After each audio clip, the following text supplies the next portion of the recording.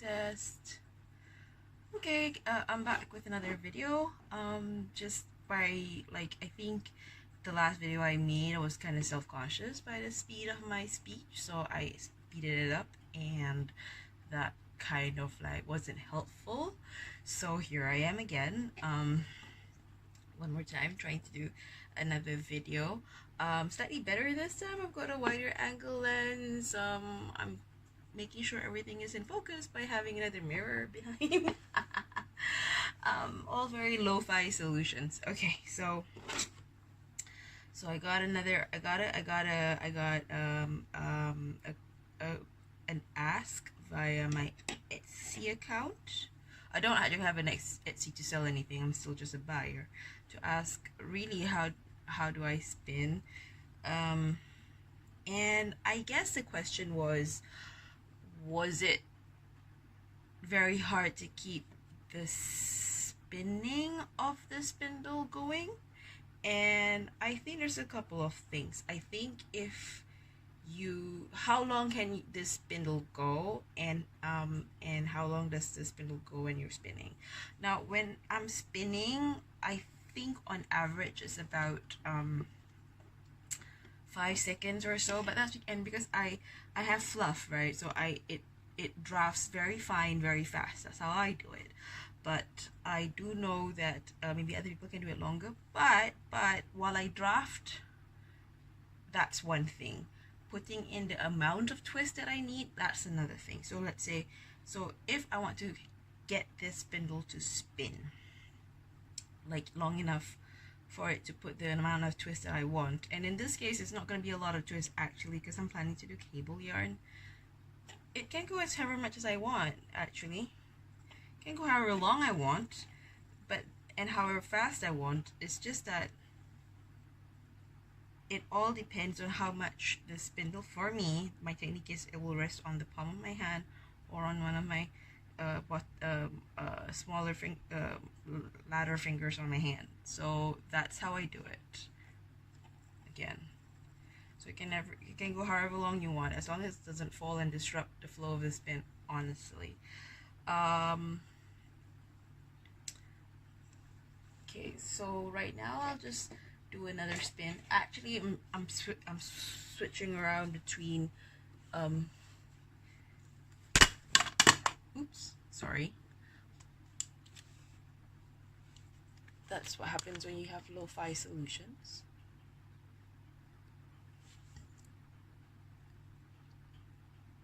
Okay, sorry about that. I had a minor technical dysfunction. Okay, so I just wanted to say that at the moment I'm doing this spin with both this spindle and also the Russian spindle. I haven't quite figured out which particular kind of result that I like. Anyway, and this is going to be spinning on a fine Haunui plus silk. I forgot what's the ratio. It's from the Etsy shop called Heavenly Wolves. It's based out of New Zealand. Haunui is a New Zealand breed. Very nice, very soft handle for this micron size. And for this one, as you'll notice, I just take out a bit from the cone top and then I spin it from the fold. And here we go. Let's see how. Okay, let me just try and move it around. Hopefully. Okay, here we go. Try not to talk too much.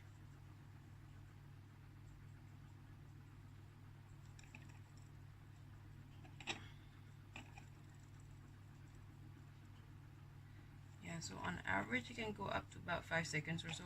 Not very long spins, but that's because of this head. My fingers here actually control the twist, traveling up the length of the yarn, and because of that usually there is a mismatch between the flow of the twist of the spindle and also the amount of yarn that I'm drafting out. So it does work out that, you know, it will not spin very long only because it couldn't go any further. So just the physics of it got disrupted, honestly. But if I can, it can go for about 5 seconds or so. And as you get started, it doesn't really matter. Oops, there you go. That's what happens.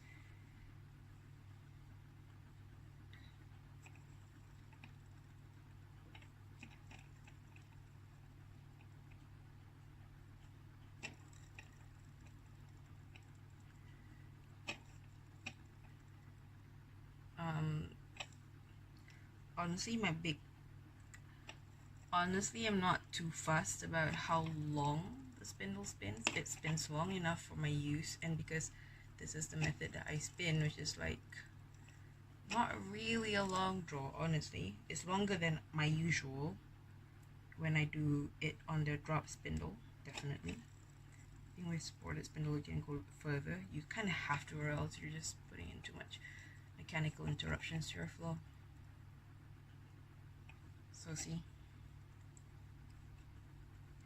so you'll notice however long my spindle spins anyway, I'm still very much controlling of the twist that I allow to enter the fiber supply. So I often have trapped twists energy here, and because it's waiting, the spin doesn't go very long, but when I do allow it to go, it can go quite a bit, as long as it doesn't fall. It can spin just nice, resting periodically on my palm. Okay, let me try and do a spin now. See, you can go however long it wants, as long as it doesn't fall. Okay, now I'm just gonna park and draft this bit. Try not to get this single too tightly twisted because I want to do cable yarn like I mentioned, so I'm gonna do more twist and applying also.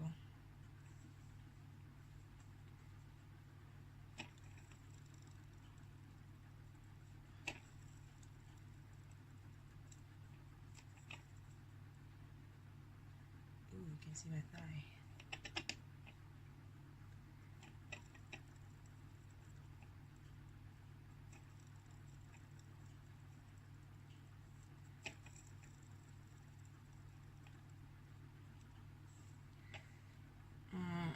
It doesn't feel as smooth as my last one, but that's because what I noticed with the Hanoi and the silk blend, it's okay, like however my technique, I kind of like a semi-worsted result on my yarn, so I'm very, very controlling of how smooth it is and how even it is and all of that. So this particular fiber has a tendency to mat,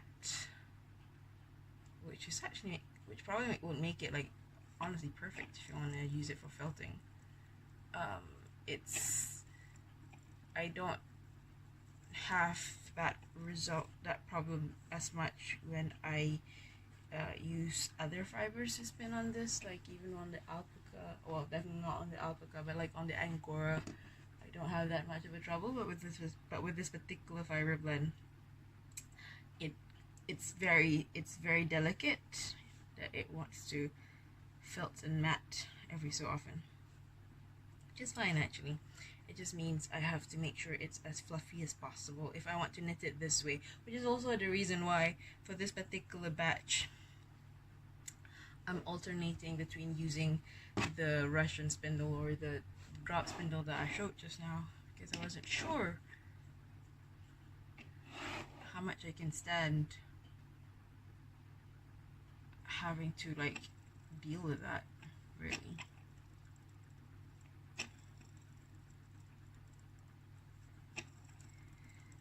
So again, honestly, it can spin quite a bit. The spinning time can take for a bit. It's just that it's not as long as, it doesn't go as long as I just won't, because the twist energy itself is so, I don't let it go further up the draft until I'm absolutely ready, so the spindle itself doesn't spin as much because there's really nowhere it can go. And I do little things, like I do interrupt its spinning when I think that I have way too much twist already anyway. Like what's happening now.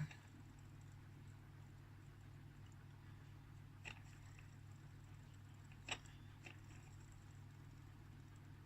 gonna do this for another 3-4 minutes or so. Have a nice good 15-minute or so video. Not much to comment anymore. I think I don't know what else to say really. This is just generally how I do it.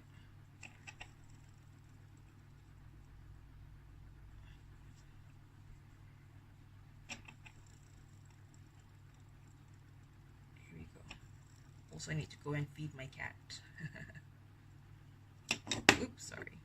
That's what happens when you twist, when you flick it wrong. Honestly, I think the spinning is very much dependent on how delicately you keep it up. I don't really have anything else to say further than that, really.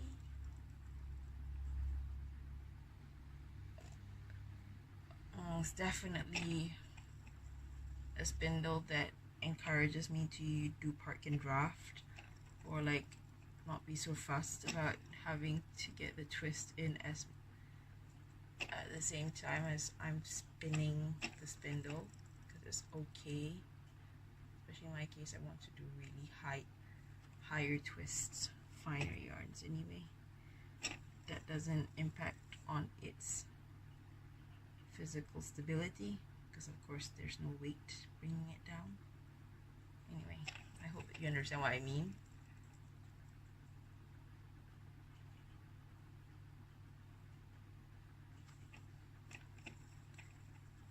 See, now I need more twist to go up this yarn. Actually, let's try that. Let me just see if I can show what I mean when I say if I want to, it can go pretty long. Okay, let me just draft this out. Just enough for it to be a fiber. Like a yarn, sorry, a single. Just very long. Let's get it out. It's good because it's basically quasi-long wool, I think. Okay, anyway, so the twist is not as much as I want. So now to introduce its twist. Oops. That's what happens. I let the spindles travel too far along my palm. If not, it can go however long I want. See. And then this is, where is it? Can you see it? Yes. I think I like this twist. That's sufficient.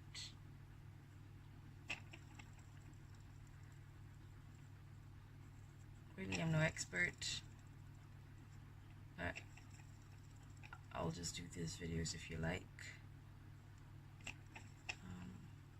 Good enough technique. I'm sure I can improve it further down the line, obviously. Okay. How do I make the spinning stop? By interrupting the mechanics of it, either by making it rest even more against my palm, so introduce friction, or just like that, friction, or just outright not making the twist move any further up this fiber. So again, there's resistance. So that's how I do it. Okay, I think I've naturally done enough. I hope that helps. I'm not gonna speed up this video now, so really sorry. I do feel self-conscious. Okay, that's all. Thank you.